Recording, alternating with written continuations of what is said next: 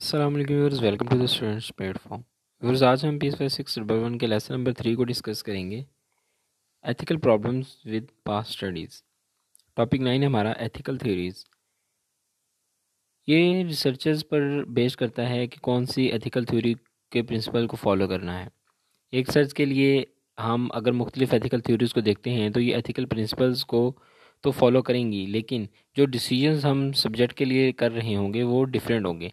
अब ये रिसर्चर की कम्पिटेंसी पर डिपेंड करता है कि इस सूरत हाल में कौन सी थ्योरी को फॉलो करना है। इसे चाहिए कि सिर्फ उन थ्योरीज को ही फॉलो करे जो इसे बेस्ट पॉसिबल आउटकम्स दें।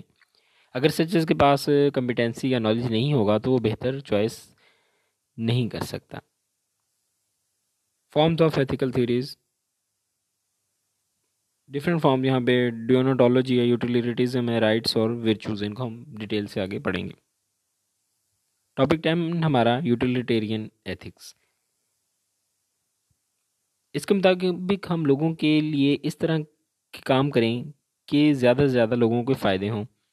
इसमें हम आमतौर पर लार्जर पॉपुलेशन को लेते हैं। यहाँ पे इसकी दो टाइप्स बयान की गई हैं, एक्ट और रूल।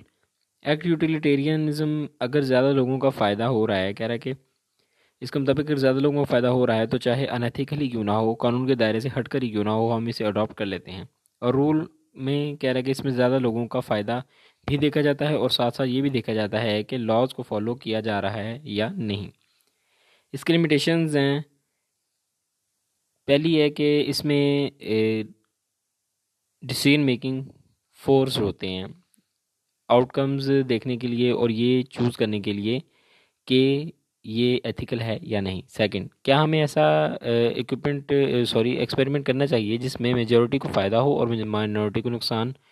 थर्ड, बाज़ औक़ात हम जो एक्सपेरिमेंट कर रहे होते हैं इसका पॉसिबल आउटकम भी मालूम हमें नहीं होता। नेक्स्ट हमारा टॉपिक 11 है डियोनोटोलॉजिकल एथिक्स। इसमें कह रहा है कि इट इज़ पॉजिटिव प्रिंसिपल है, यानी कि ह्यूमन की डिग्निटी और रिस्पेक्ट के साथ ट्रीट करना चाहते चाहिए क्योंकि इन्हें इसका हक है। ये ज़रूरी है कि हम एथिकल प्रिंसिपल्स को देखें, लेकिन साथ साथ जो डिसीजन सामने आ रहे हैं इनकी इम्प्लिकेशंस को भी समझना ज़रूरी है। मसलन एक डॉक्टर के लिए बहुत ज़रूरी है कि वो एथिक्स को फॉलो करे, लेकिन अगर खुद से डिजीज़ से वो एक्सपोज हो जाता है तो उस हालत में इसे अपनी ड्यूटीज़ परफॉर्म नहीं करनी चाहिए।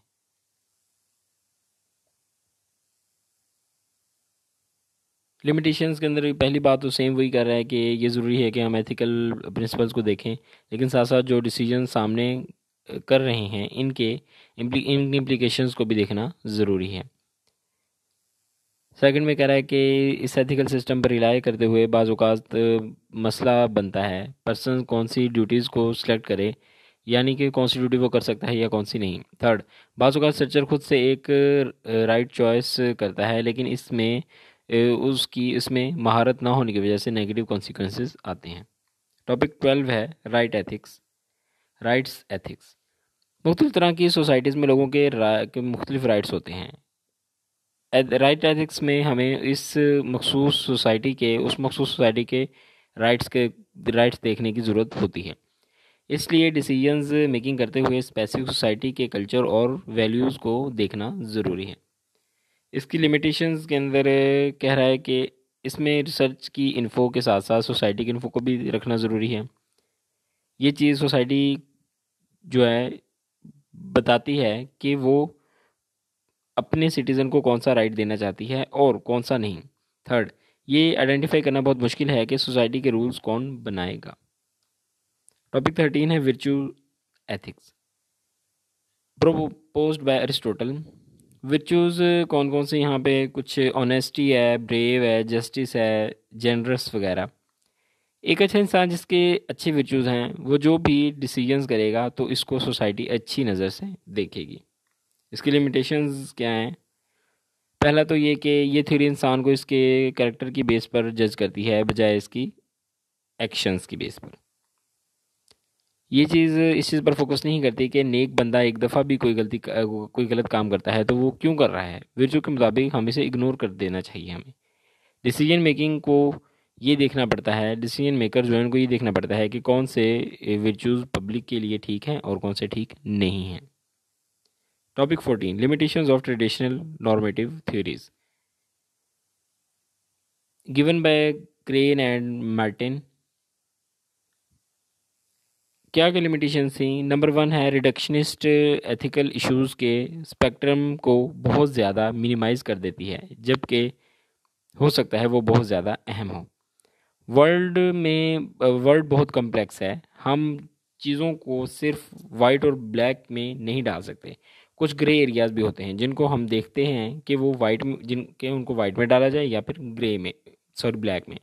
यानी किसी भी चीज़ के बारे में डिसीजन लेना इतना आसान नहीं होता।